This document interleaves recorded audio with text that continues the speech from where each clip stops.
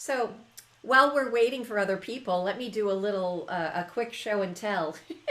I got myself a new set of cards, and the one that I pulled, it's called, let's see, Gateway of Light Activation Oracle by Kyle Gray.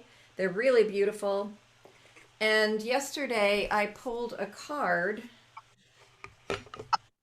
um, the Lemurian Seed Codes. I don't know if you can see this or not, but look at the crystal. And Oh, it's got striations in it, so it's like a record keeper. But here's what blew my mind, you guys.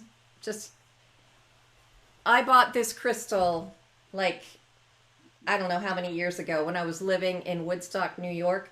Look at this crystal. wow. It It's looks just like it. it looks just like the picture, and it's got striations. I didn't realize it was I have a mini Lemurian. version of Oh, it. look at that. Wow. Oh, that's When gorgeous. I saw your card, like I was gonna grab this and set it, but so now I'm setting it by me. Thank you. Yes, And I've got Teresa, I mine. should be doing my sage as well. We should all be saging ourselves, Right. right? Cleansing the air. Oh, look at Teresa. She's got it going. Yeah. So I thought that was really amazing. Um, while we're waiting, I'll read to you what this says for the Lemurian codes because maybe it will resonate.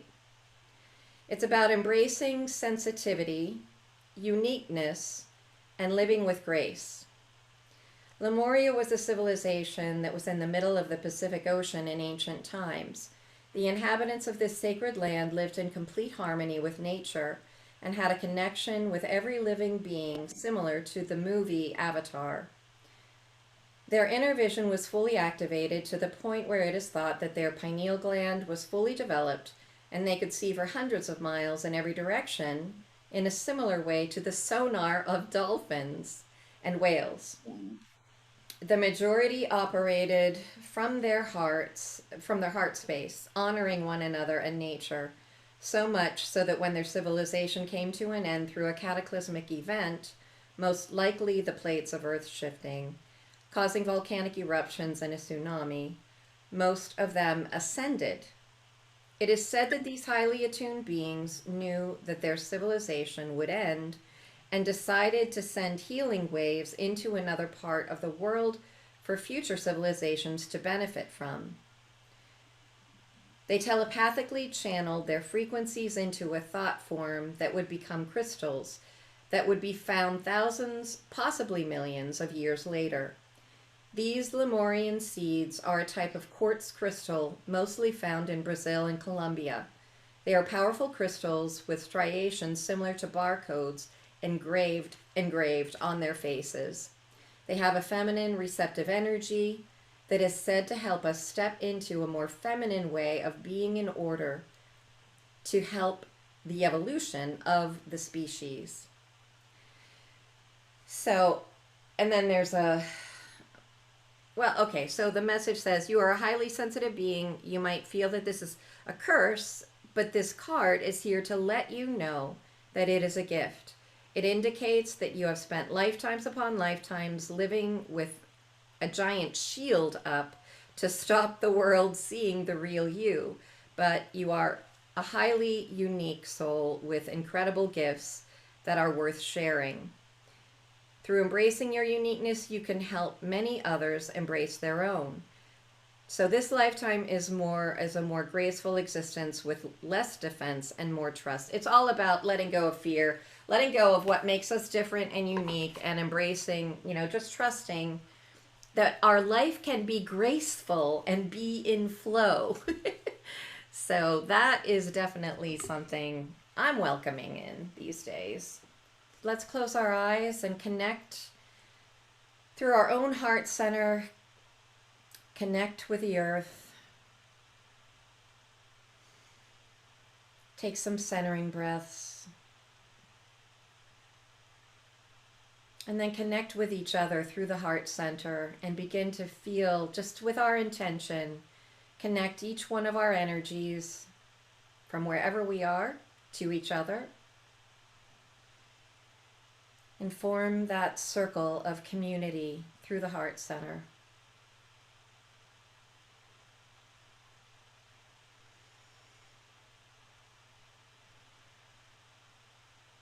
And call in those sisters who would like to be here today. All right, well, since Lisa's here, I think we're going to go ahead and get started. I now call in Creator, Mother, Father, God, Goddess, the elemental forces of light, the ascended masters, archangels and angels, and the galactic and intergalactic beings of light from on high, who are here to assist us for our highest good and the highest good of all. A few of the aspects from today's chart I am going to share with you now. The moon is our emotions, and Saturn creates a structure and also invites mastery. So when we have the two together, it really is inviting mastery of our emotions. So we can say this affirmation together if you would like, or you can say it to yourself. But I now take full responsibility for my emotions so that I may master their expression for my highest good and the highest good of all. So here is moon, and I'm using the full moon because that brings things to fullness and to completion. So this is Saturn with the moon.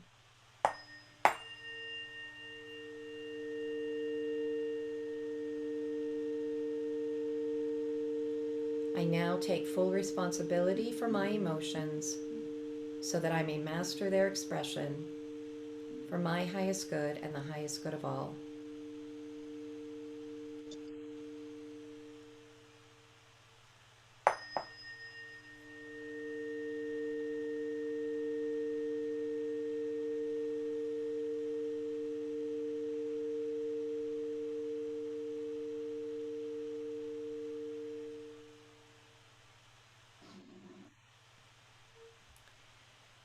And the next aspect is moon to the conjunction of Mars and Venus. Mars and Venus are joined, and they're at exact degree today at 19 degrees. Them being united is really the divine intermarriage, masculine, feminine, coming together. And the moon again is emotion. Now, the moon is forming a square to Mars and Venus. So this creates some tension, but it's tension that awakens us and motivates us to resolve and reconcile these energies. So this affirmation is, I respond to any tension between my emotional desires and their manifestation in the world by remembering that the tension is simply a messenger showing me where I have abandoned my own needs. So here is Mars Venus with the moon.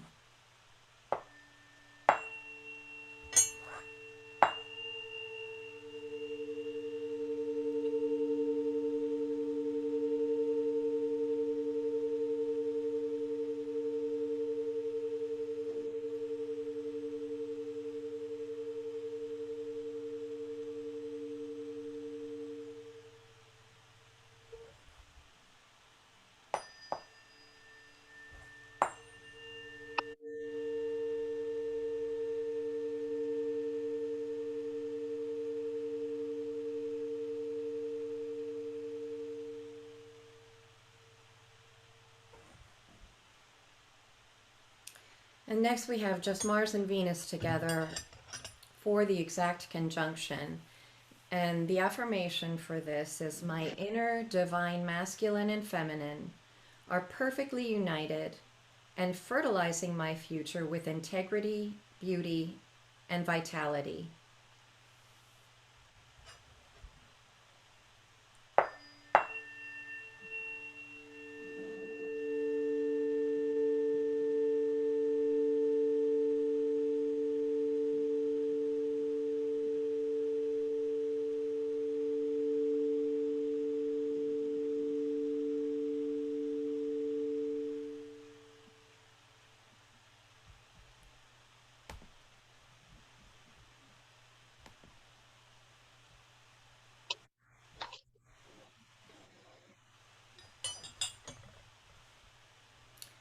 right. So I do want to mention that some of these tones, our Western ears are used to diatonic harmonies, and these are a little bit dissonance. But the dissonance is actually what is creating the new vibration and the recalibration. So, and even if you cannot hear the tones, I hope you all can, but even if you can't, know that your body is receiving the vibration, and that because we have hearing devices all over our body, in all of those subatomic supersonic spaces. And so our body is receiving the vibration and doing with it, receiving it wherever it needs to go and changing what needs to be changed. So I did want to say that. The next one I have for you today is the Sun with Jupiter. There is a conjunction. Jupiter is abundant. It brings abundant expansion, opportunities, connections. The Sun is, of course, our creative center, our creative will, and our conscious direction in the world, our conscious will and purpose. So bringing them together is really very optimistic. It's very fiery, but in a good way. And so this is very supportive of our whatever unique combination our solar, our, our individual soul is bringing to the world.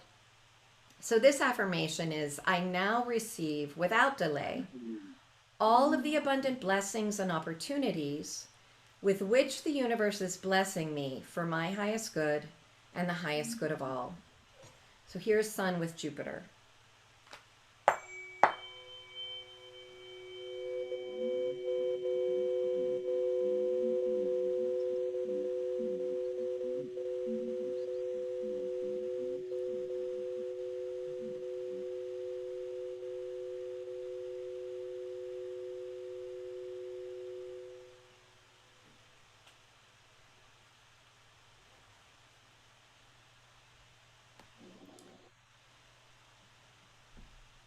Oh, yes, Lisa.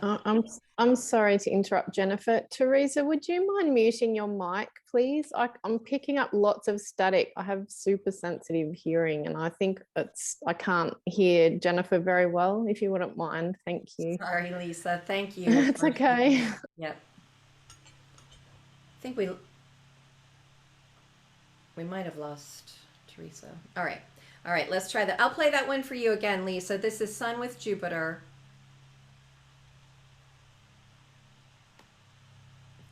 I now receive without delay all of the abundant blessings and opportunities with which the universe is blessing me for my highest good and the highest good of all.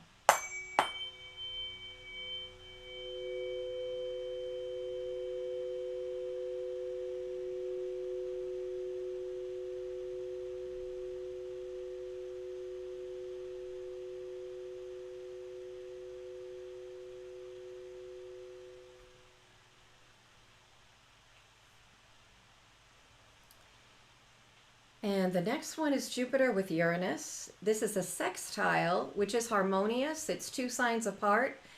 The sextile do require us to take advantage of these energies. The trine is a harmonious aspect where things just kind of fall into place without us consciously putting any effort toward it. But the sextile does require some concerted effort on our part. Jupiter with Uranus is very beneficial. Uranus is unexpected developments, and with Jupiter, those unexpected developments can really be abundant, expansive, and inspiring. So the affirmation for these two is, I now hold the expectation and take full advantage of the happy surprises of abundance that are unfolding for me now and for my highest good and the highest good of all. Jupiter with Uranus.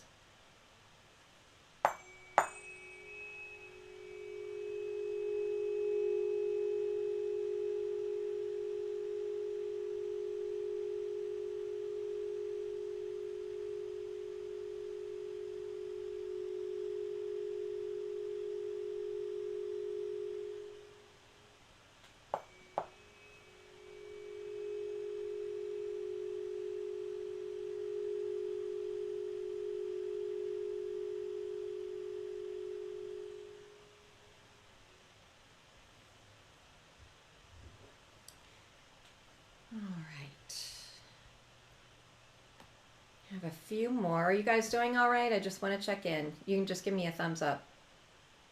Okay, awesome. So the next one I have is Pluto with Sedna, and this is a trine. These two planets are the furthest planets away or outside. Pluto is within our solar system, but it's right, I think I'm right, that it's in the Kuiper Belt. Anyway, Sedna is way beyond our solar system. Pluto takes 248 years to make it all the way around the zodiac. And Sedna, just to give you perspective, takes 10 to 12,000 years to make it all the way around the zodiac. And it's a very long elliptical orbit. So these two really do have to do with humanity's evolution and mass consciousness, mass awakening. So I've talked about Sedna before, but Pluto is transformation. It's all about the alchemical fire that excavates down deep whatever the ego is still too attached to, and that may be preventing the soul from really shining through. And so Pluto is, it feels like an enemy, but it's actually our friend, because it only eliminates what needs to go in order for us to expand, to transform, and reach a higher level of consciousness. Sedna is really about stewardship. It's really about us being in service to everything that constitutes life. The plants, the animals, the planets even, because our planet is alive with consciousness. Mama Gaia, you know, she is definitely alive. All you have to do is get outside in the springtime and you know that there's nothing dead about our planet. And so we, you know, Pluto is the god of the underworld, but as I said, there is a necessary death process where we're letting what is already dead die, just leave. So it's like, it's the purging and pruning, really, of our own soul that Pluto accomplishes. And Sedna is, with Sedna conjunct the North Node in Taurus. And I meant to talk about this shift because this is really the main theme for 2022. It's the shifting of the nodes. South Node is our past, what we're moving away from. North Node is where we're heading. And Sedna conjunct the North Node in Taurus is about us moving toward this uncharted territory of peace and prosperity. Taurus is all about peace and prosperity and living in harmony with the earth, with the planet, with all of nature. And it's uncharted because, you know, there's never been any time in my lifetime, in hours combined, when we've been on this planet without some war going on somewhere. And, you know, famine and all kinds of unnecessary experiences. And we really can and are, I believe, moving toward a more peaceful future. So Pluto and Sedna are supporting us in that movement as we evolve from the lower 3D fear and reactive mentality to a much higher way of being. So here's Pluto with Sedna. And this one is, I now allow the excavation and renovation of my ego's perspective and landscape so that the highest and best expression of my full potential and power may be expressed for the highest good of all.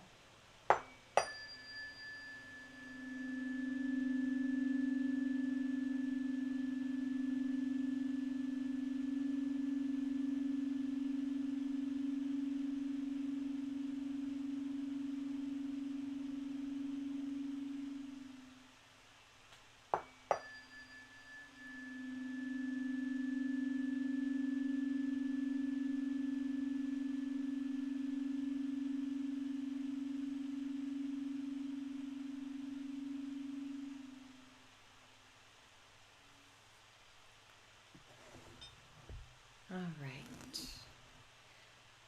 So The next four, and which will complete this, if you guys are okay, thumbs up if you're still okay. All right. We have four aspects of the goddess and aspects with them. So Mercury with Juno. Mercury is about communication, and Juno is about contracts, equality in partnership, or any kind of partnering that we may have. Juno was the wife of Jupiter, actually, but Jupiter was always off and doing things he shouldn't be doing, and she was always correcting him, if you will, to bring back equality into that partnership. So the conjunction of Mercury with Juno, I feel, is the union of commerce and networking, which is Mercury, and communication with equality in contracts.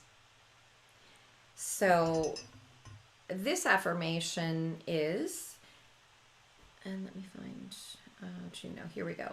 Juno, aspect of the goddess aspect of the wife, and equality and Mercury. Any contracts or invitations that I agree to take on must now serve my highest good and the highest good of all. Here's Mercury with Juno.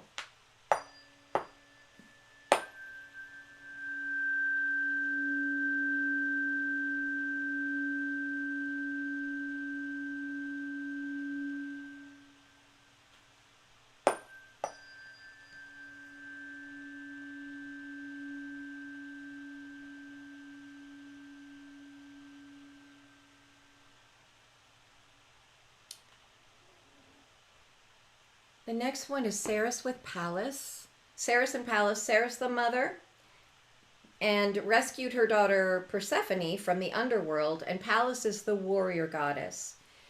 So this one is, I now recognize and practice the difference between love that enables emotional addictions and love that teaches healthy boundaries for my highest good and the highest good of all. So this is Pallas with Ceres.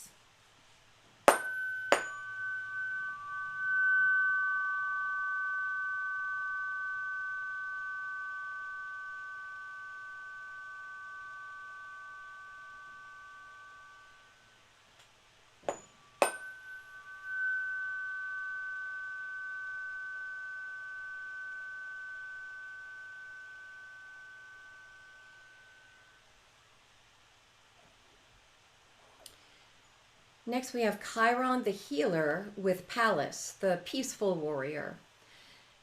I now heal the warrior goddess within, who leads with peace and wisdom, and who knows how to establish healthy boundaries. Chiron with Pallas.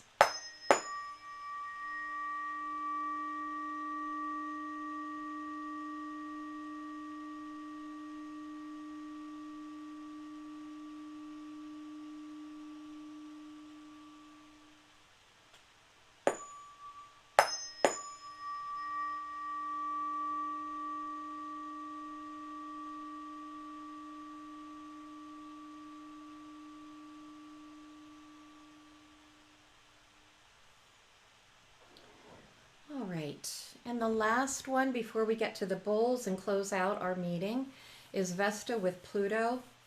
Pluto, I forgot to mention, is about right use of power. It's really about the right use of life force energy. Vesta is the sacred flame within. So this affirmation is, I hold within me the sacred flame of divine will and power, so that everything I do and say transpires for my highest good and the highest good of all. Vesta with Pluto.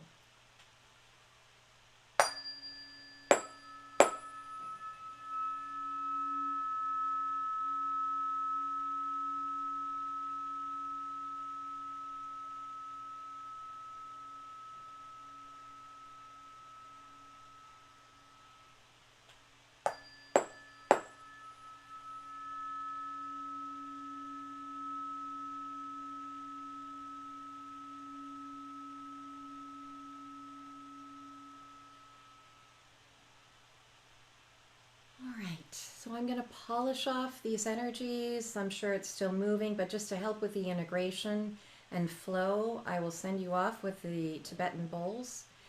And I will post this recording in our Garden of Neuro feed so you can listen to it again, and you'll have all of those affirmations.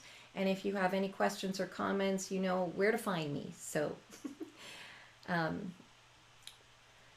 in case the recording ends, I want to start the bowls, and I just want to say thank you and namaste.